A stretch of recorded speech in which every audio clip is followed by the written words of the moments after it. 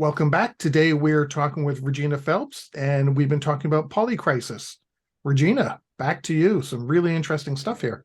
Well, thank you. So now we're going to go and explore those three different topics that I mentioned before we took a break. And I'm going to start, first of all, with the economic related issues. And this, of course, is important because we're all feeling this, and this is certainly global inflation. So when you stop and think about inflation here in the United States, our inflation has been between 2 and 3%. It's now beginning to fall. But as you can see from the slide, there's a lot of countries where they would be thrilled to have 2 or 3%. And I mean, I do a lot of work in South America. At one point for the last 2 years, Argentina was 100% for all of 20 and 21. It dropped to, oh my gosh, 76% in 22. Now I think it's in the 60s. I mean, those are astronomical numbers. Yeah. And so, but as you can see around the world, when you talk about, we were just talking about how people migrate. Well, you can stop and look at these different inflation figures, and some countries are really, really, really, really suffering with super high inflation. And yes, we don't like it when our inflation's 2 or 3%, and yours is a little bit higher than ours, and you don't like that either. But there are a lot of other countries where this is really destabilizing those countries in general.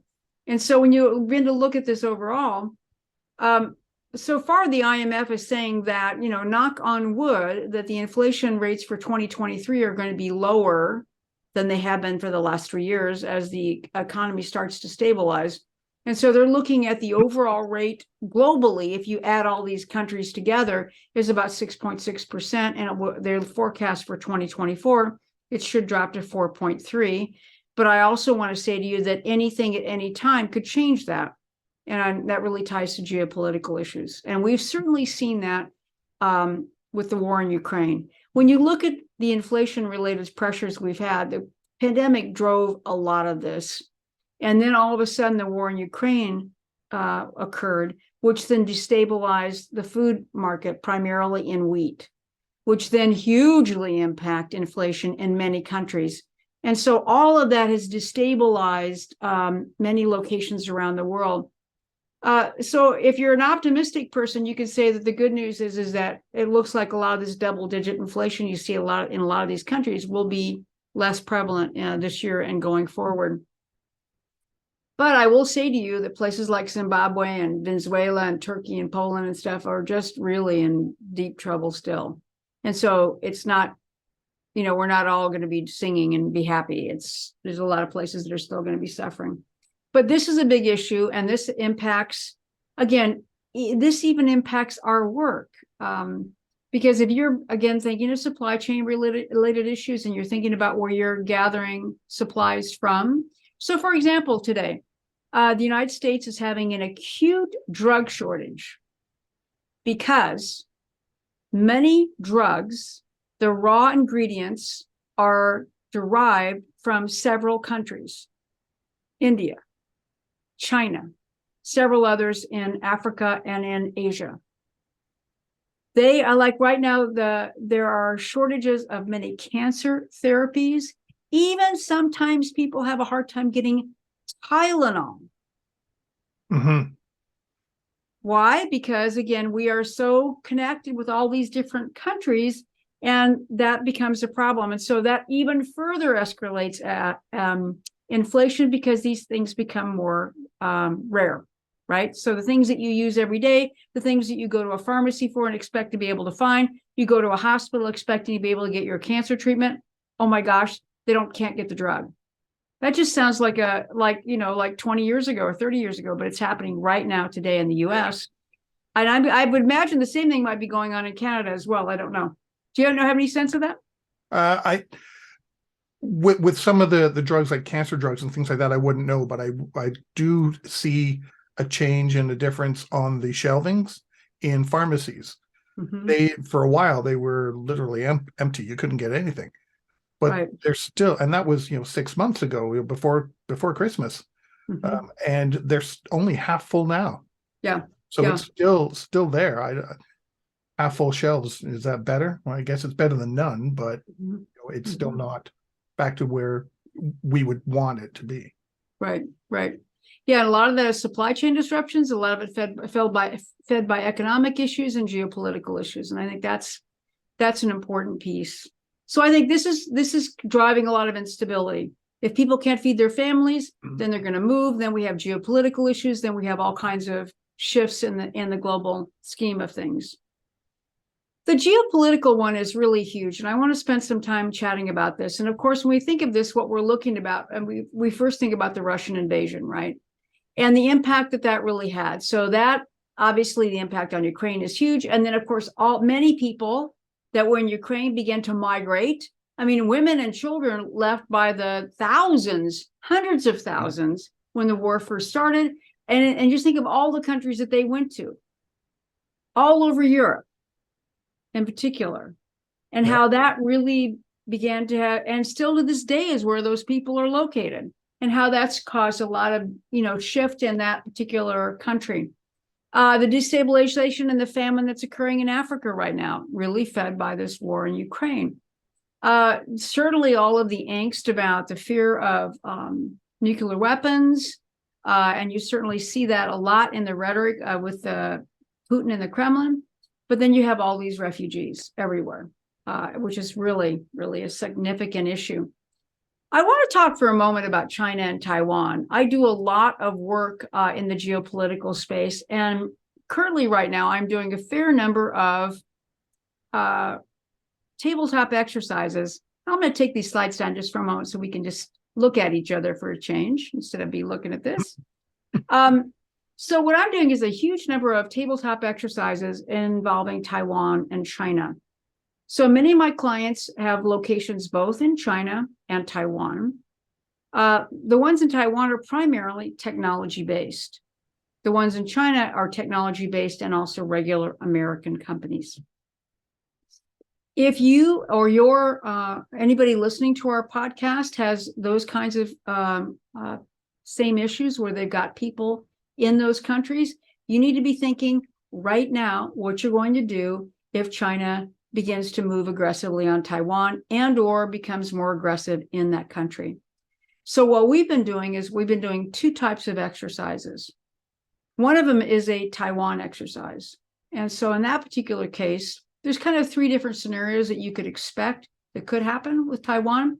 The most likely one would be a blockade, where the Chinese government would actually, and they actually just did an exercise on this about a month ago, which is really creepy. Yeah.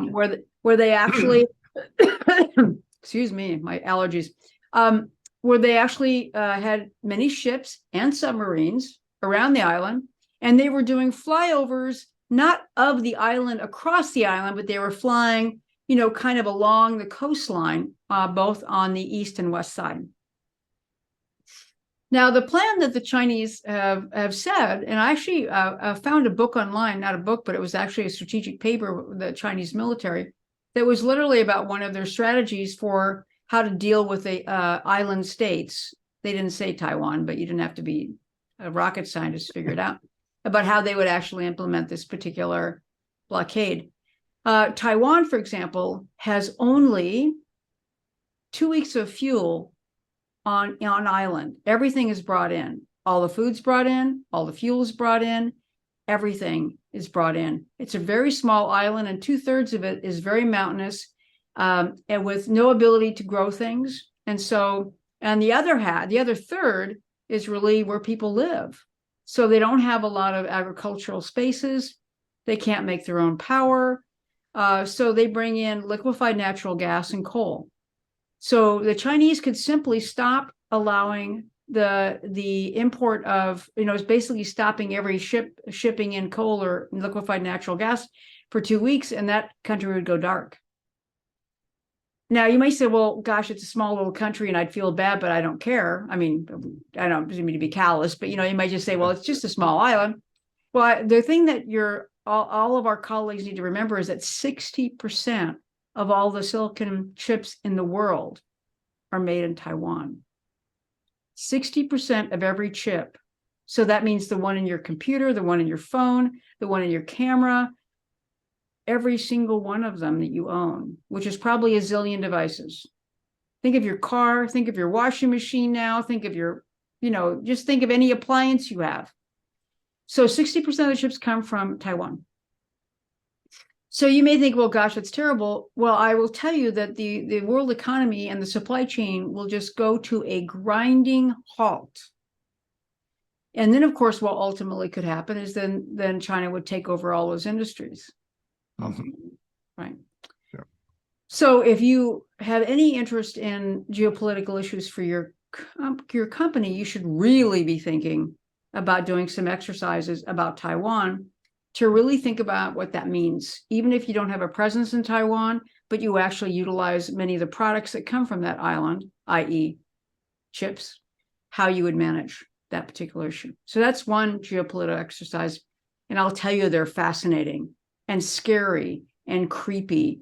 And in my company, we have, we do fabulous exercises. And one of my colleagues on my team is actually a fabulous AV producer. And we produce videos that look like news broadcasts, that look like the real deal, that scare the hell out of anybody that watches them. Yeah, you've showed me a couple of those. Oh my God. Oh my God. Oh my God. Oh my God. The other thing that we're doing is China. So I don't know if you followed the news in the last week. China, if you have offices in China, you give up a lot of control to be there. They have the right to look at your technology. You should assume that everything that's being done there is being surveilled. They can come into your office at any time. That's just the way it rolls, right? So last week, there were 3 consulting companies where they had a raid. Bain & Company was one of them, probably the most famous in the US, but also there's a group called Capstone, and there was one other. And they're consulting companies. They're giving advice to American businesses, primarily doing work in China. In some cases, they had executives removed. Other cases, they had files and hard drives taken. And so right now, I'm designing, 5, 6 exercises with American companies who are actually in China who could have the same thing happen tomorrow. And the question is, what would you do? How would you manage it? How would you manage the communications? What would you do about your employees? How would you get people out? How would you try to preserve your intellectual property so it doesn't get stolen? I mean, if you're in China and you're not thinking about this and you're not digging deep on it, you are making a huge mistake. And so I know a lot of people may not be doing that right now, but they need to be thinking about it because it is a crisis waiting to happen. And we don't know exactly what will occur. But certainly if Taiwan is invaded by China, that you could have 2 issues begin to happen. We'd lose all the chips out of Taiwan, that's 60% of the market. And then we would have this big geopolitical crisis with companies in China. How would you get people out? Everybody says to me, we have international SOS. It's like, yeah, have you thought about when everybody in the world wants to leave? You're going to be hiring private planes to get people out. You should have a country evac plan for all of those, and it better be more than international SOS.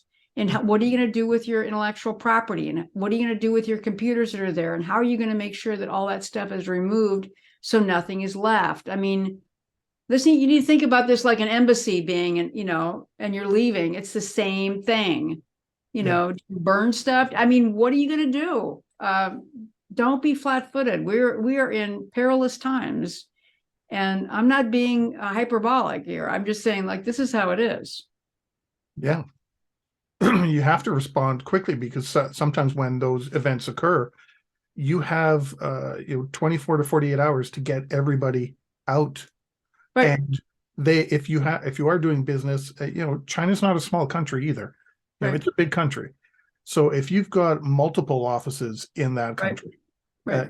I could even use the US or Canada as an example as well, because they're big companies. You could have people spread out that entire country. Right. Well, how are you going to get them to a single location? Right. Get them out. Or how are you going to get multiple planes or buses or whatever the case may be to all these various locations to get them out? Yep. I have clients that at minimum have them in Beijing and Shanghai.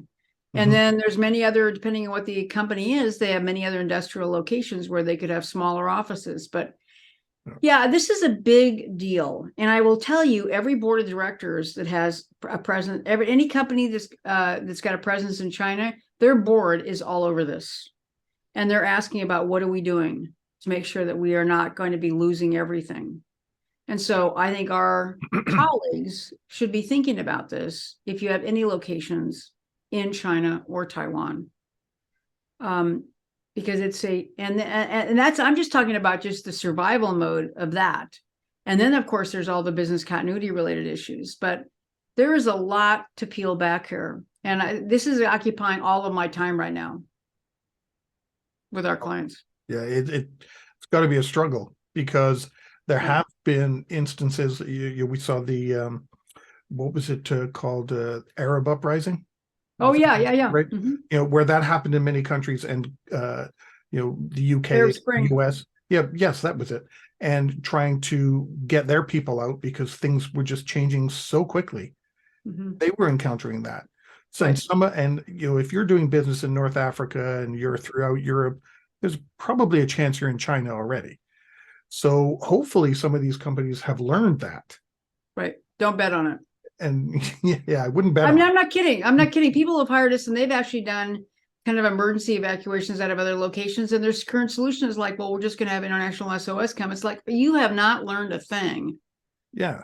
You need to think about, I mean, and you have to be thinking deep about this, but what you have to also be thinking about, just like, I mean, we do a lot of work with the World Bank and they just, like, for example, evacuated Sudan. It's the same kind of thing. You can't be like on the fly thinking like, okay, what are we going to do? You can't, and you can't depend on the US to take you out. You have to find your own way out, and you better be finding that now and thinking about 2 or 3 companies that you could literally call, because international SOS won't be able to take everybody out. No, they'll end up being a first come, first serve. And then when their resources are tapped out, that's it. That's it. You're on your own. Right. And the other thing that, I mean, you want to get that you need to really focus on getting your people out, but then you better be thinking about, I'm leaving this office and we're never coming back, more than likely. What am I doing with all the stuff in my office? What about paper documents? What about drives? What about, do you have a kill switch where you can just basically vaporize whatever's on a machine as you walk out the door? Do you have any files that are important? I mean, you better be thinking about that now, because you just can't be thinking like opening the drawer, like going, oh, wow, what's in my file drawer? We've also got to think, if, let's say 10 people, you're evacuating 10 people, just for argument's sake. Those 10 people, they got to be traumatized.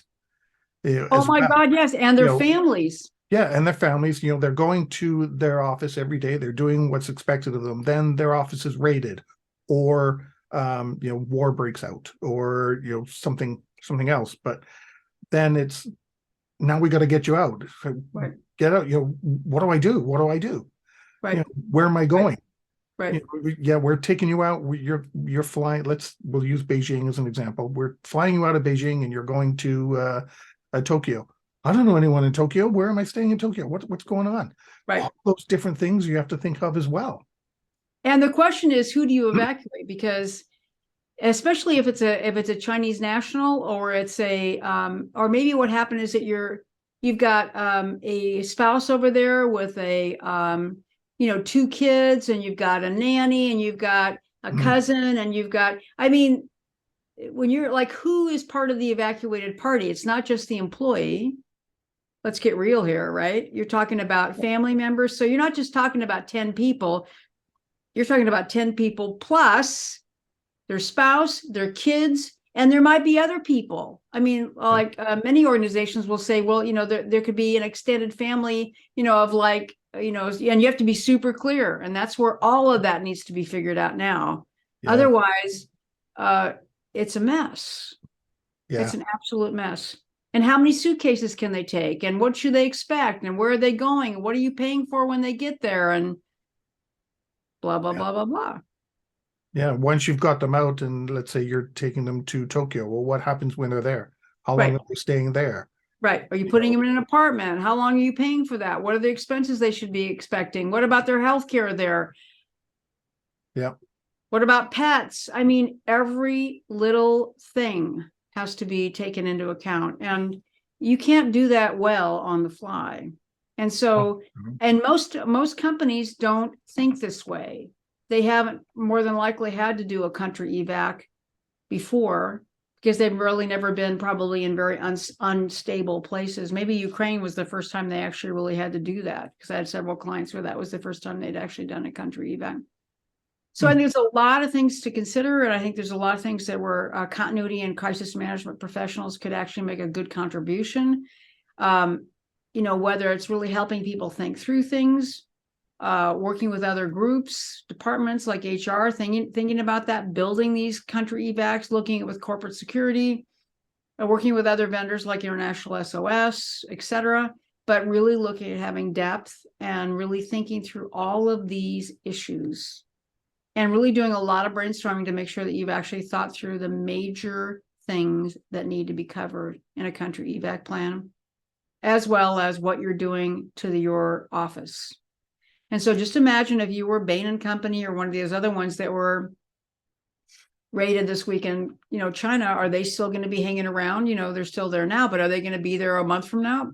I don't know. Maybe not. I don't know. I'm not working for them, but yeah. They could have their office employees, especially those that have been flown in to work there, may turn around and say, I don't want to be here anymore. Get me out of here. Right. Right. And now, it's nothing like having your office raided and being dragged off in the middle of the night to maybe think twice about wanting to have that job. Yeah. And now you've got, you may, as a company president sitting somewhere else, you may still want to be doing business there, but all your staff all of a sudden has said, we don't want to be here. Right. Send us home. Not so interested. We want to go home.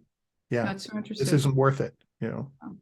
So I think, to me, the geopolitical issues of the three things that I mentioned, the economic, the geopolitical, and the societal, this is the one that right now, based on the Ukraine-Russia issue and the China-Taiwan issue, and the China-Taiwan issue is huge. And a lot of people that aren't really focused on how significant this could be, because it would bring in, hopefully it would not end up being a world war, but oh my God.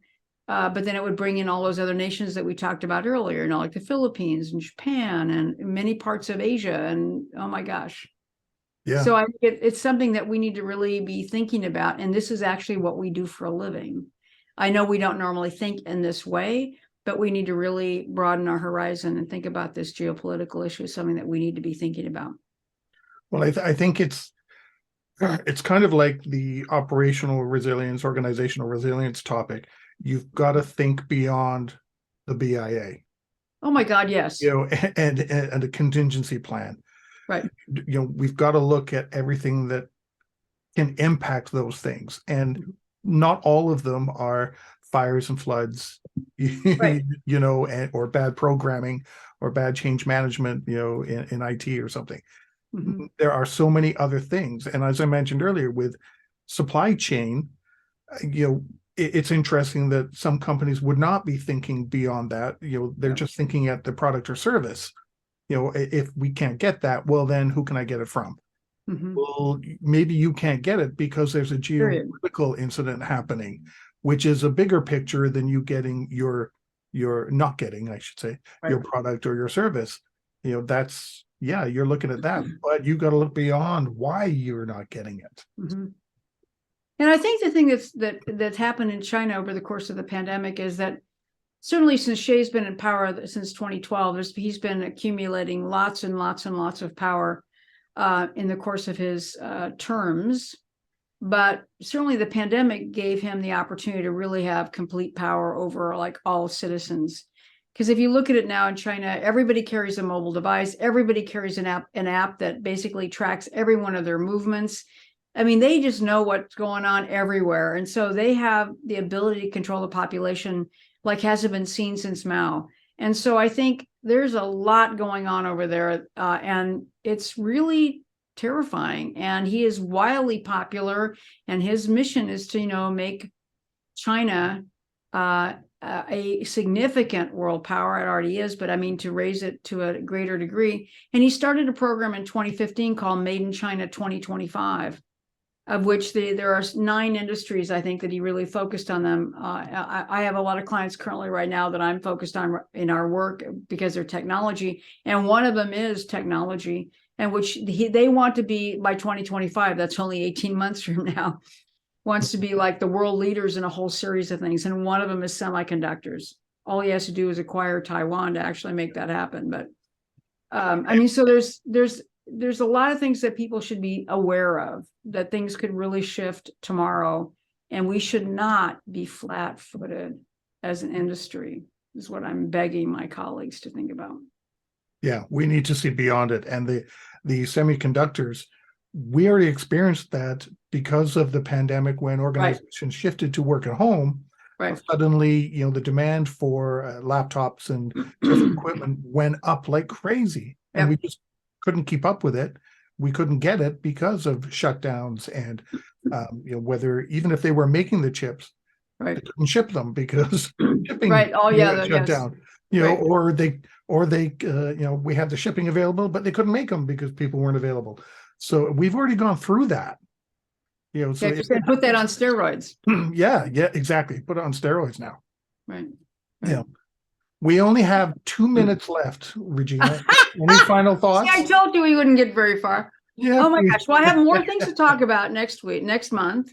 But I think my final thoughts is I would ask all of our colleagues to really start focusing, for example, looking on China. And you may say that you don't have any work in China, you don't do anything there, but I want you to be really focused on how what happens in China and Taiwan in particular will have a huge impact on our industry worldwide.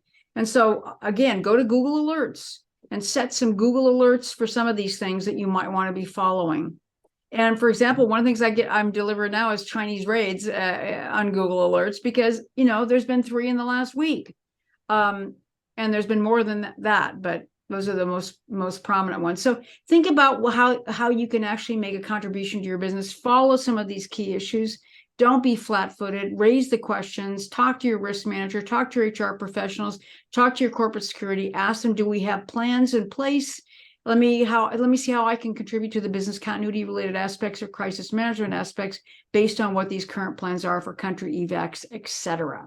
That's my homework assignment to our listening colleagues today.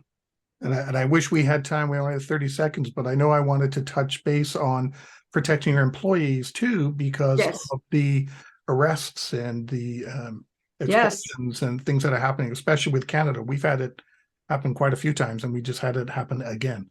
So maybe next month. We'll touch on that next month.